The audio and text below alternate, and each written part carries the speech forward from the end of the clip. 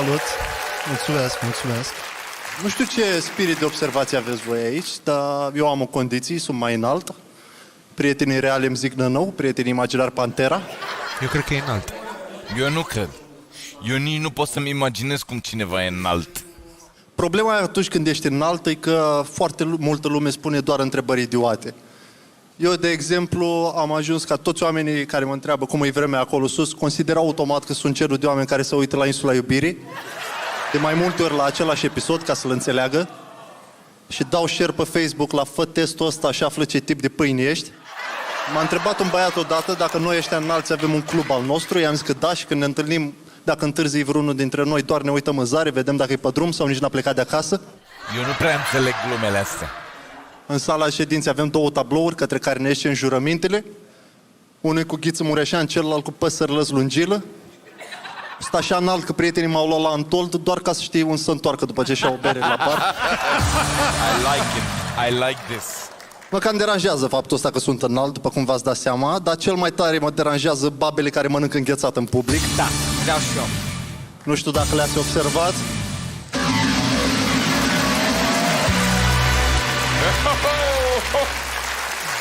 Mamă.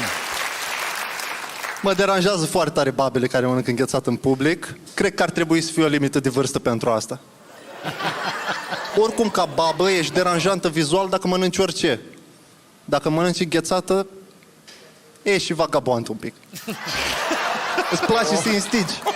Da, na, la vârsta aia te bucuri să instigi orice. Dar ar trebui la fiecare stand de înghețată să aibă un tabel cu guri acceptabile.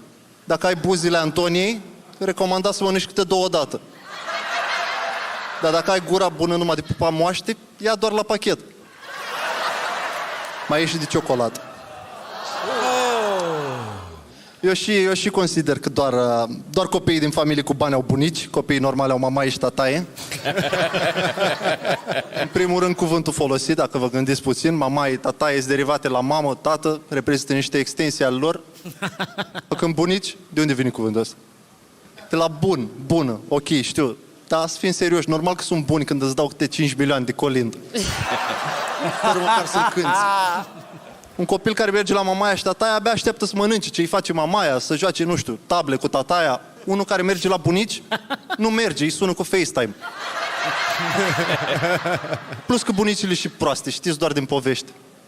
Ce a făcut vreodată o bunică notabil în afară de a fi mâncată de lup?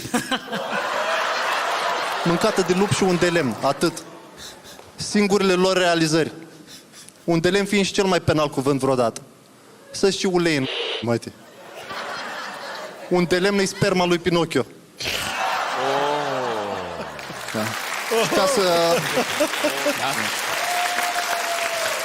S-a râs în car.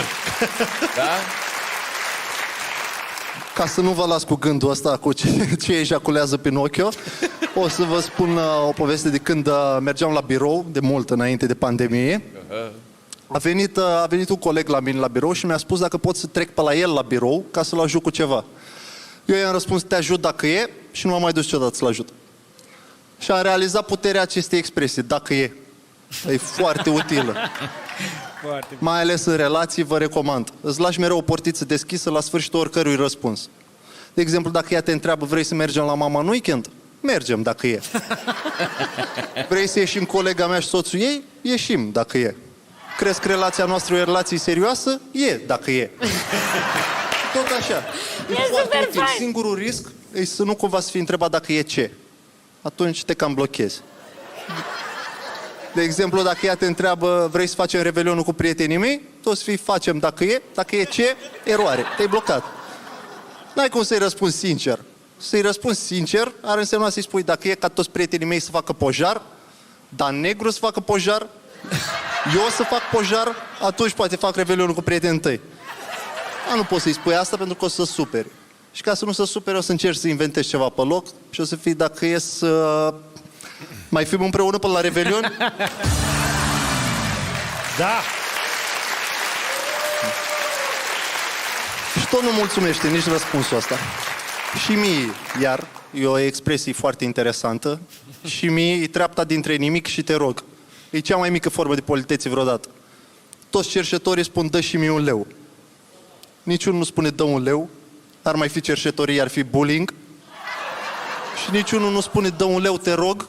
Sună prea educat, prea formal. Și cu așa educație ce trebuie un leu la mine.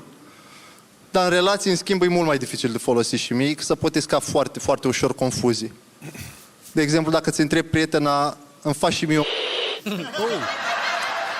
Ea o să te întrebe, cum adică și mie?